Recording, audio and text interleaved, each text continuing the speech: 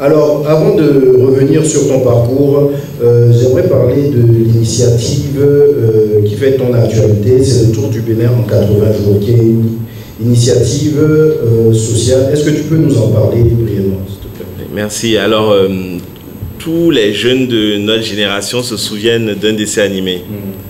Et je vais voir si dans la salle, peut-être quelqu'un peut nous chanter la chanson du générique de ce dessin animé-là. Peut-être que 80 jours, je veux faire le tour du monde. Voilà. Voilà, vous voyez, tout le monde chante ça.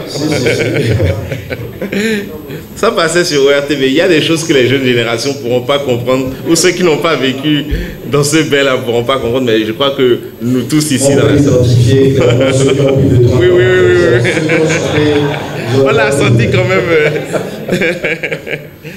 Et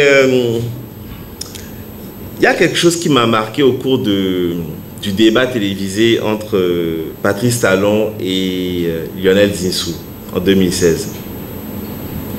À un moment donné, Patrice Talon lui a dit à Lionel Zinsou, vous ne connaissez pas le Bénin.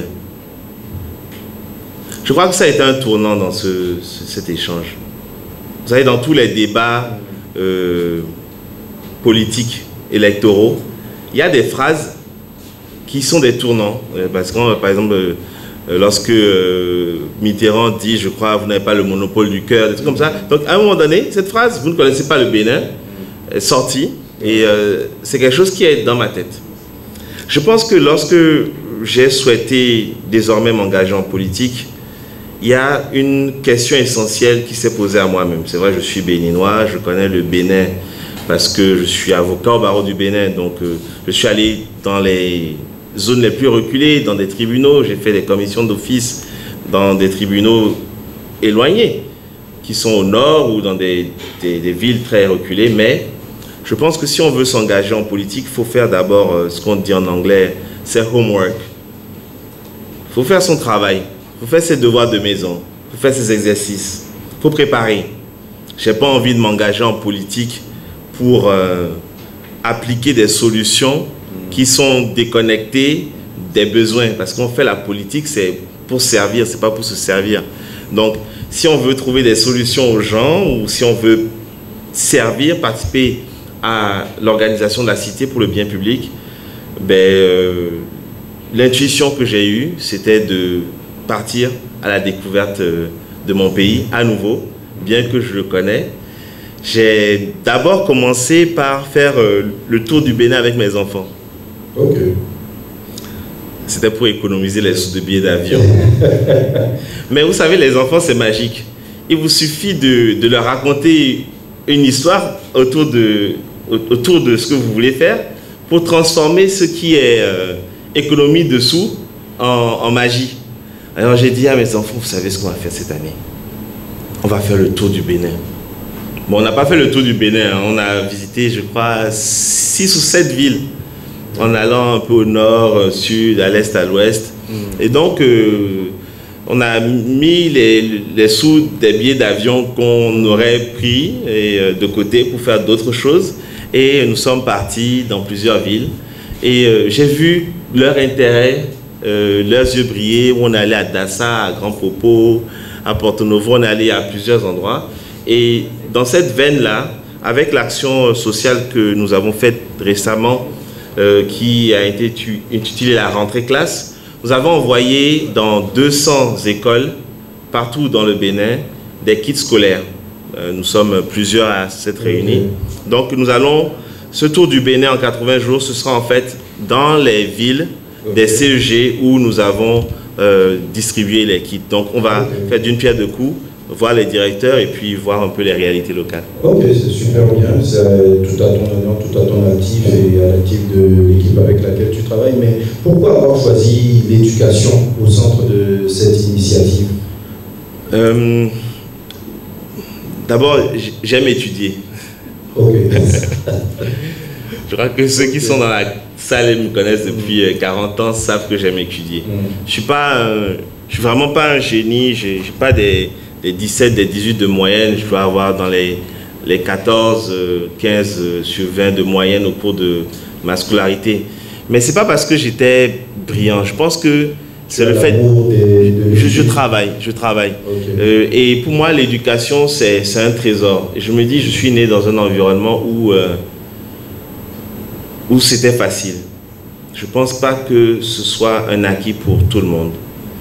Et depuis que j'étais à l'université, j'ai toujours fait des actions pour les écoles. Par exemple, il y a un CG qui s'appelle le CG Océan qui est à la Haie-Vive, où vous voyez, la Haie-Vive, les cocotiers ou même Kadjeon, c'est une zone très intéressante parce qu'il y a plusieurs mondes qui se côtoient. C'est une zone très ambivalente. Tu as le beau quartier d'un côté, tu as le ghetto d'un côté. Tous ces jeunes-là vivent ensemble.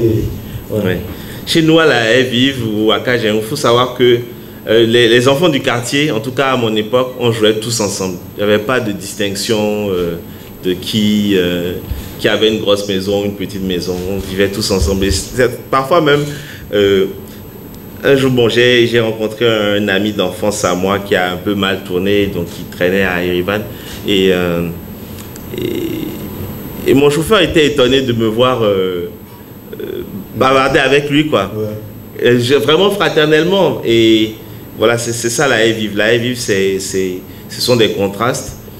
Et au CEG Océan, mais moi je passais tout le temps quand j'étais petit devant le CEG. Et quelques-uns de la Haie-Vive vont à Montaigne et quelques-uns de la Haie-Vive vont au CEG Océan. Ouais. Ouais. Et dès que j'ai eu la capacité de faire quelque chose pour le CEG Océan, je l'ai fait en faisant des collectes de livres. Donc c'est quelque chose déjà qui m'anime depuis des années. Et je ne peux pas tout régler comme problème d'un coup, mais cet angle-là... Tu essaies de le faire à plus grande échelle. Oui, voilà. Alors, nous allons revenir sur ton parcours, ok? Oui. Tu as un CV long comme un bras. Tu as été analyste financier à 24 ans, je pense. Oui. Après, avocat. Tu as eu une carrière internationale à la Banque africaine de développement. Et ensuite, je pense que tu rejoins l'administration béninoise en tant que conseiller juridique du ministre des Finances. Oui. Avant de revenir sur le parcours même, je voudrais savoir, est-ce que tu as connu l'échec dans ta vie une fois? Parce que tu vas avoir 40 ans, tu as pu faire tout ça. Est-ce que tu as eu le temps d'échouer?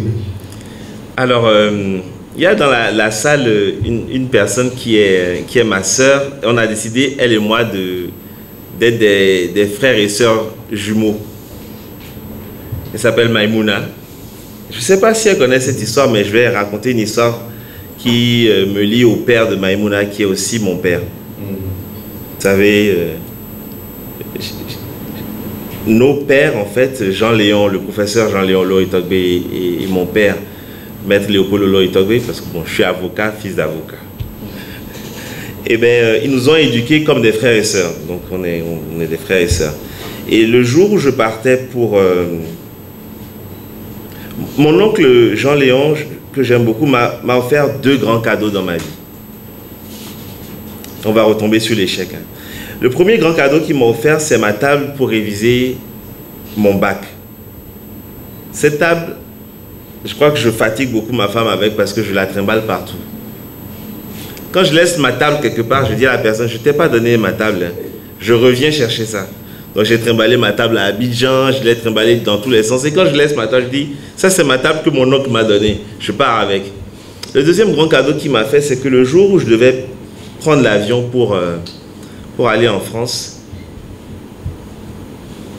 il est venu me voir et il m'a dit, dans la cour, sur la terrasse de la maison, il m'a dit, Tierno, fiston, je veux te parler. Il m'a posé la même question que tu viens de me poser. Est-ce que tu as déjà connu l'échec? J'ai pris un temps de réflexion et je lui ai dit non, je ne pense pas avoir connu l'échec. Et le professeur Loïtogbe, mon papa bis, il m'a dit je te souhaite de connaître l'échec. Waouh, c'est violent ça. Ouais. Un gamin de 17 ans qui va en classe prépa, c'est très violent de lui dire ça. Et pendant mes 2 ans de prépa, c'est une phrase qui m'a tourmenté. Vous savez, en prépa, on vous casse. La première étape de la prépa, c'est de vous fracasser, de vous broyer, de vous démontrer que même si vous faites partie de l'élite, ici, là, vous allez en baver parce qu'on n'en a rien à foutre de votre mention au bac. Le principe de la prépa, le premier principe de la prépa, c'est de montrer aux meilleurs élèves du système français qui ne sont pas du tout arrivés. Et donc, cette phrase dans la tête, pendant toute l'année de prépa, bien sûr, bon, la prépa, c'est tous les jours des échecs, hein, c'est en veux, tu en voilà. Enfin, c'est des échecs moraux, c'est vraiment, certains, enfin, ouais, tu rentres et puis à la fin, on a commencé à 40 et on finit à 25. Donc, c'est vraiment émotionnellement, psychologiquement, c'est dur. Mais cette phrase de mon oncle, donc, je te souhaite de connaître l'échec, ça a été un grand cadeau pour moi parce que je l'ai prise différemment. J'ai pris de la hauteur par rapport à cette phrase. Je me suis dit, il faut que j'apprivoise l'échec. Il faut que je n'ai pas peur de l'échec. Il faut que je puisse connaître l'échec, pas forcément en échouant, mais en intégrant l'échec. Et je dis souvent à mes étudiants que je coach pour le CAPA, parce que je suis coach pour le CAPA. Je pense que j'en vois au moins 2 dans la salle. Je leur dis, l'échec est le résultat naturel de tout projet. L'échec est le résultat naturel de tout projet. Pour refléter au mieux notre engagement envers les communautés au Bénin, en Afrique et dans le monde, votre plateforme média Reporter Bénin Monde embrasse une plus large vision et devient Reporter Média Monde. Nous sommes le trait d'union entre les communautés et les gouvernants. Suivez-nous via notre site www.reportermediamonde.com et en vous abonnant à nos différentes pages sur les réseaux sociaux. Reporter Média Monde. Nous faisons de votre information l'actualité du moment.